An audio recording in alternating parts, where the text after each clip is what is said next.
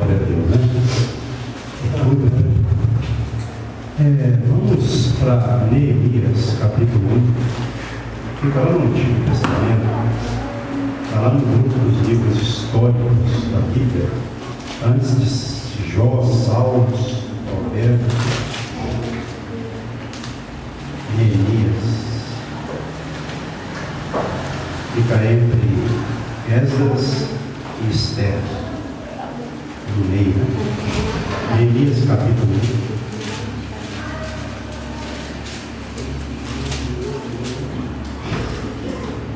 Senhor, enquanto teus filhos estão achando, eu agradeço ao Senhor pela vida de cada irmão, pelo domingo abençoado que o Senhor nos concedeu, pelo culto, meu Pai, que tem sido abençoado até aqui. E que continue agora com a palavra oficial da noite, meu Pai, sendo abençoado. O Senhor use conforme a tua vontade, com o seu Espírito, com a palavra, para que a igreja continue sendo edificada em nome de Jesus. Amém. E graças a Deus. Neemias, capítulo 1. Se você pudesse colocar de pé, só para a gente ler, depois você pode se sentar, por favor. Se você não puder, também não tem problema. Diz assim, então, Neemias, vamos ler a partir do verso 1, capítulo 1. As palavras de Neemias, filho de Acalias, no mês de Quisleu, no ano 20º, estando eu na cidade de Suzã, veio Hanani, um de meus irmãos, com alguns de Judá. Então lhes perguntei pelos judeus que escaparam e que não foram levados para o exílio, e acerca de Jerusalém. Disseram: os restantes que não foram levados para o exílio, que se acham lá na província, estão em grande miséria e desprezo. Os muros de Jerusalém estão derribados e as suas portas queimadas. Tendo eu ouvido estas palavras, assentei e chorei, e lamentei por alguns dias, e estive jejuando e orando perante o Deus dos céus. E disse: ah, Senhor, Deus dos céus, Deus grande e temível, que guardas a aliança e a misericórdia para com aqueles que te amam e guardam os teus mandamentos.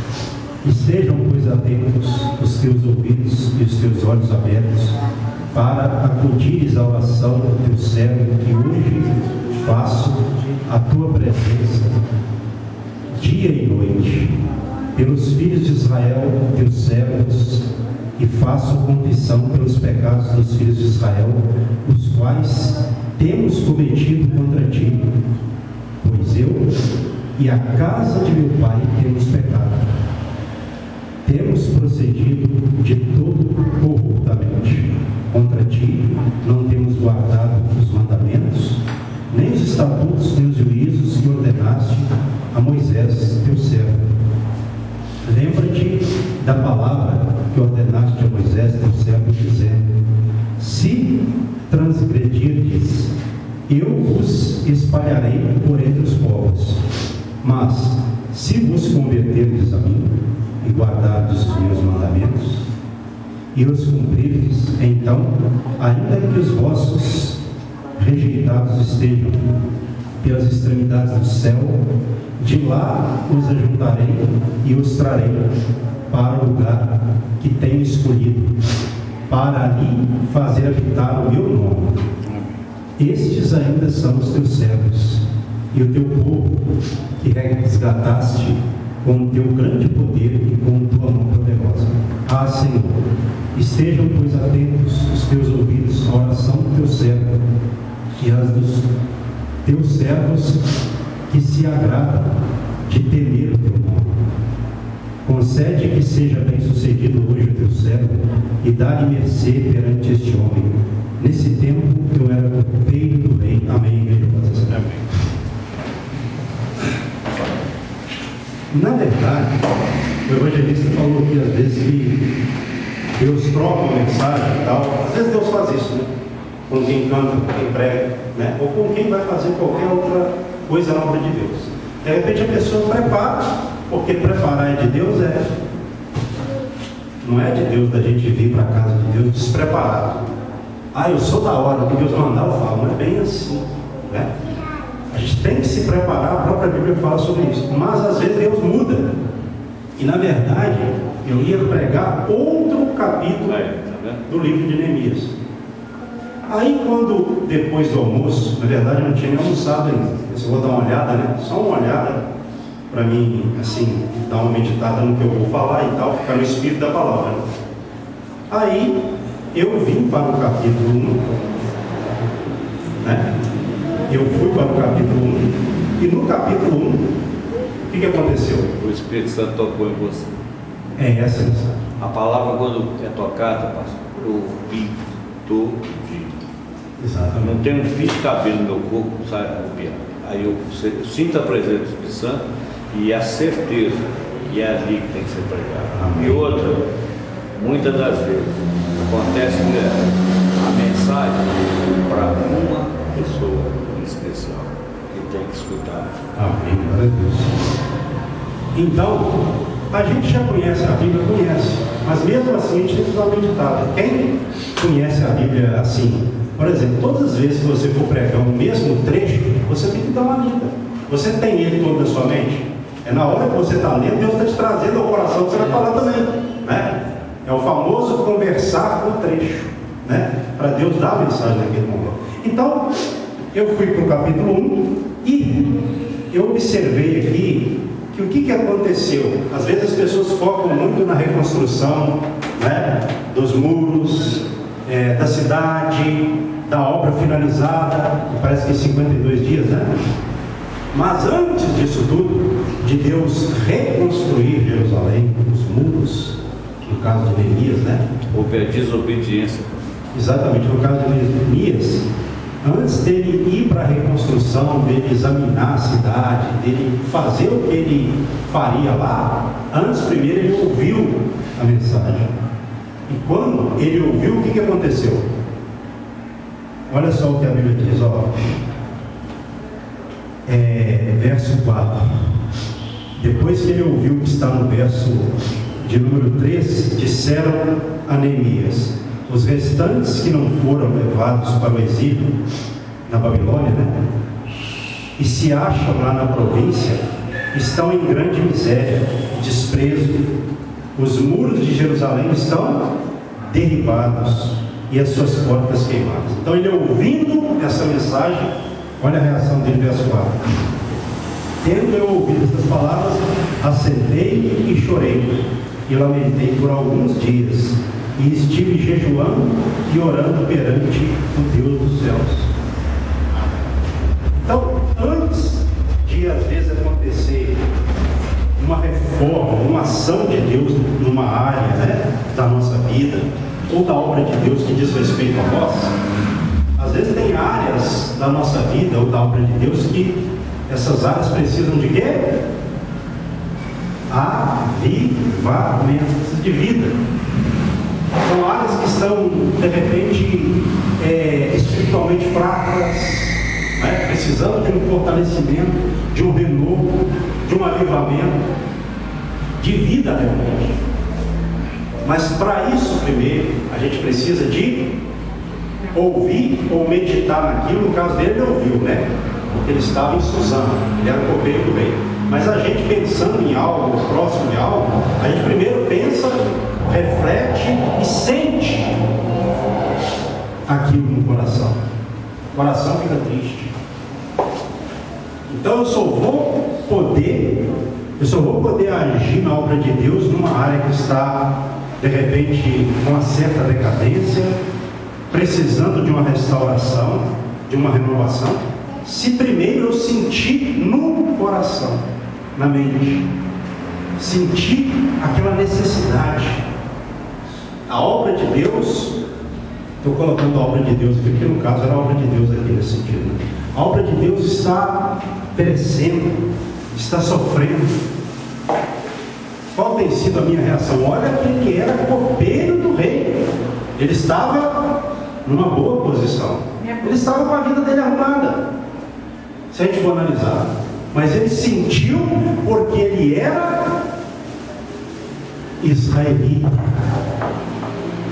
Ele era israelita, ele era de Israel, então ele sentiu porque ele era parte daquela situação que aconteceu catastrófica com Jerusalém. E por que aconteceu aquilo com Jerusalém? Porque Jerusalém, olha só, irmãos, olha só aqui o que ele mesmo confessou. Vamos para o versículo de número 5.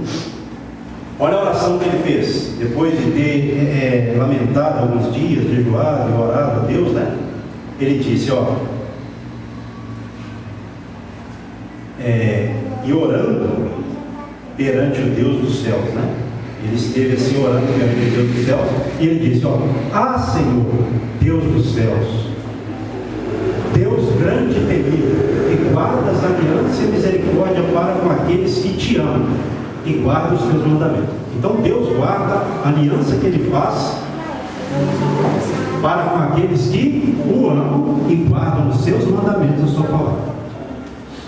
Então, para estar na aliança com Deus, tem que estar amando a Deus e guardando os seus mandamentos. Não tem como desassociar uma coisa da outra. Verso 6: estejam, pois, atentos os teus ouvidos e os teus olhos abertos para acudires à oração do teu servo. Olha a forma humilde de como se dirigiu a Deus, né? Que hoje te faço a tua presença dia e noite pelos filhos de Israel, teus servos, e faço confissão pelos pecados dos filhos de Israel, os quais temos cometido contra ti, pois eu e a casa de meu pai temos pecado. Ele se colocou também, ele não orou somente pelos pecados de Israel, ele também se incluiu nos pecados de Israel, ele e a casa de seu pai. A oração do coração quebrantado. Então, a coisa que a gente aprende aqui, assim orou também Daniel, outros homens de fé da Bíblia. A gente não ora apontando o dedo só, a gente se inclui no problema. Davi. Exatamente. Então, você observa que aqui há uma lição forte para nós. Quando a gente está orando por algum problema, muitas vezes a gente ora por um problema que faz parte da nossa vida, a gente ora como não fazendo parte, como um problema lá e a gente afastado do problema. Então olha só como Neemias, ele orou a Deus reconhecendo tudo e disposto também a abrir mão de tudo que fosse necessário para poder fazer parte da restauração, né? Ele orou, a gente não escuta muito falando por aí, oração, orar e ação, orar e agir. Se você for observar, você aprende isso no livro de Neemias, uma estratégia de guerra espiritual também para nós. Orar e agir, orar e vigiar, tudo isso ele fez. Você vai ver isso no livro dele todinho. Então ele estava consciente do que ele estava pedindo a Deus, certo? Então ele confessou os pecados. E no versículo de número 7: temos procedido de todo corruptamente contra ti, não temos guardado os mandamentos, nem os estatutos, nem os juízos que ordenaste a Moisés teu servo. Verso de número 8: lembra-te da palavra que ordenaste a Moisés teu servo, dizendo: se transgredirdes, eu vos espalharei por entre os povos. Isso está na lei ou não está? Deus disse que se o povo de Israel desobedecesse, transgredisse a sua lei, ele espalharia o povo entre vários povos, não é? Você vai ver isso onde? Deuteronômio. Vamos para Deuteronômio, se você puder, para você entender o que estava acontecendo aqui, tá? A pregação tem que ter entendimento. Então, Deuteronômio, capítulo de número 28, se você puder, é importante que você vá para lá.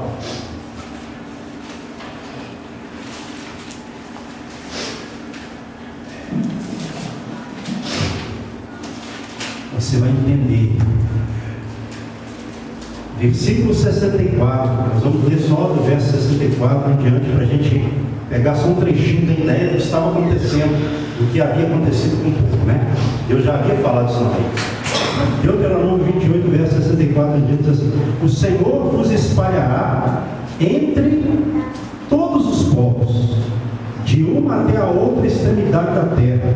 Servirás ali a outros deuses que não conheceste, nem tu, nem teus pais servirás a madeira e a pedra. Nem ainda entre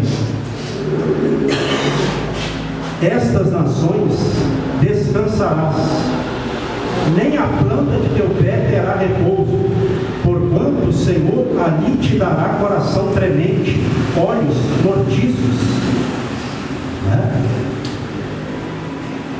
E desmaio de alma. A tua vida estará suspensa como por um fio diante de ti. Terás pavor de noite e de dia, e não crerás na tua vida. Pela manhã dirás: ah, quem me dera ver a noite. E à noitinha dirás: ah, quem me dera ver a manhã. Isso pelo pavor que sentirás no teu coração, e pelo espetáculo que terás diante dos olhos. O Senhor te fará voltar ao Egito em navios pelo caminho de que te disse: nunca jamais o verás. Sereis ali oferecidos para a venda como escravos e escravas aos vossos inimigos, mas não haverá quem vos compre.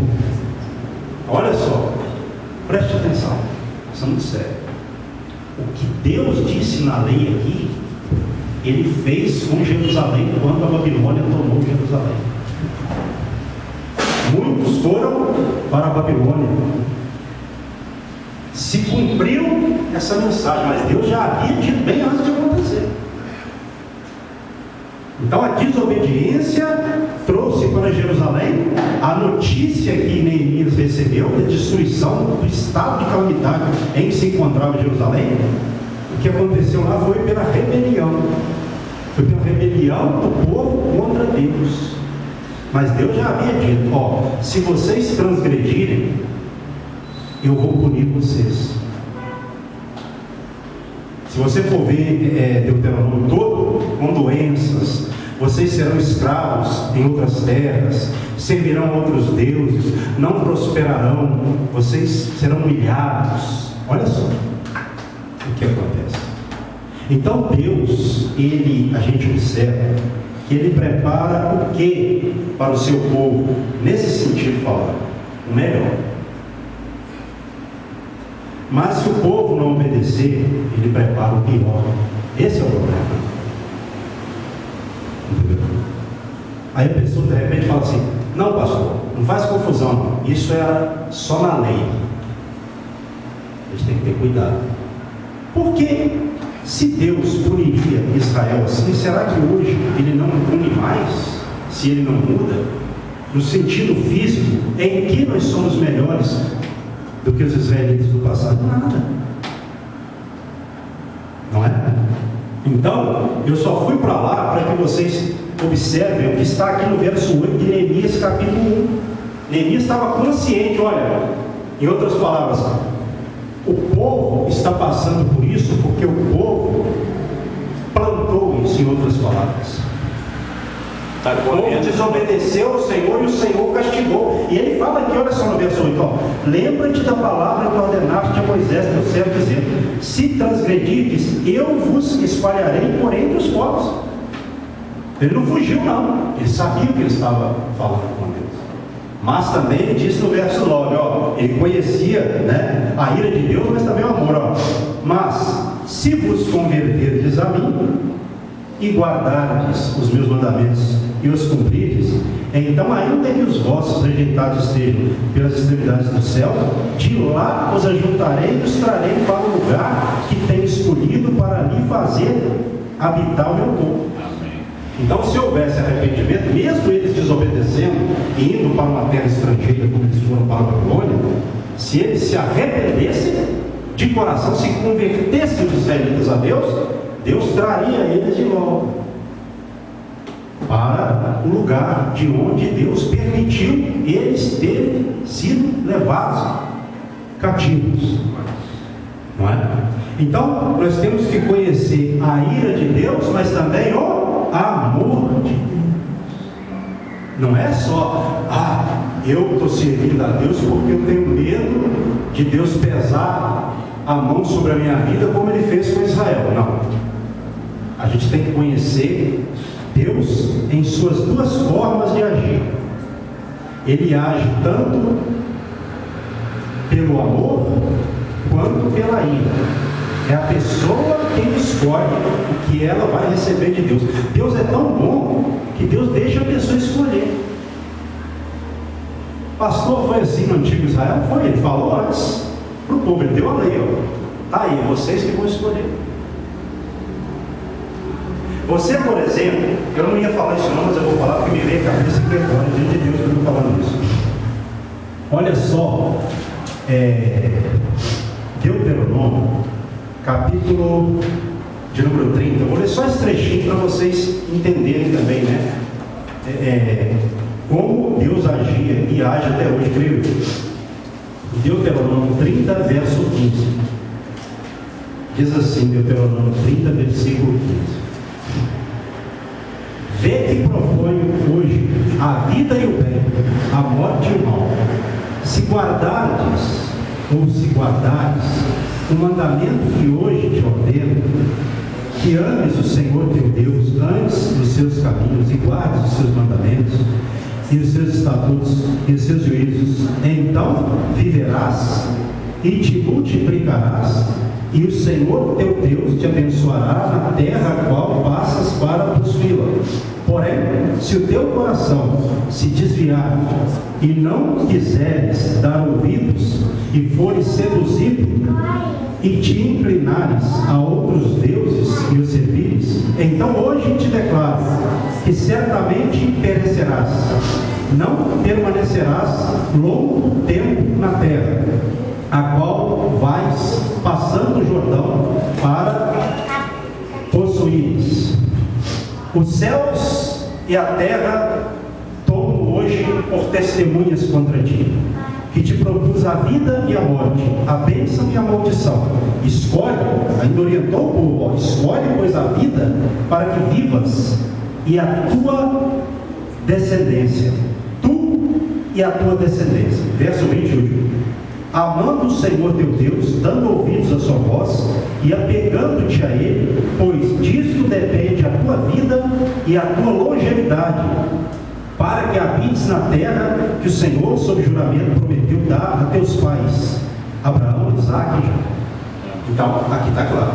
Deus, Ele propôs o que? Propôs a vida e a morte, a bênção e a maldição. E ainda aconselhou para que o povo escolhesse a vida, para que vivesse e não morresse, não perecesse. Não é? Então Deus, Ele não muda nesse sentido. Não é? Ele dá chance para o ser humano escolher. Mas o povo de Israel, a época de Neemias, escolheu, o povo que foi para a Babilônia, escolheu o mal. Por isso que Deus permitiu que eles fossem levados, para a Babilônia. Então, Neemias orou e disse: se o povo convertesse, o Senhor teria misericórdia do povo e ajuntaria o povo novamente, retornaria o povo, traria o povo para a sua terra novamente. E quanto, posso perguntar? Amém? Quanto tempo levou? O cativeiro da Babilônia, ele durou 70 anos. Esse é o número que está na Bíblia, no livro do profeta Jeremias, capítulo 29, foi o período do exílio na Babilônia, de 70 anos. Então, mesmo assim, a gente tira uma lição daqui, qual? É melhor que a gente escolha o quê? O bem. Deus tem misericórdia, se eu for me arrepender, mas Deus quer que você vá? Esse é o problema. Nesse caso aqui, preste atenção, eles foram para a Babilônia e voltaram.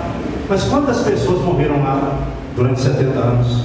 Quantas coisas aconteceram? Foram poucos que voltaram. Quantas humilhações? A geração é que voltou. Exatamente.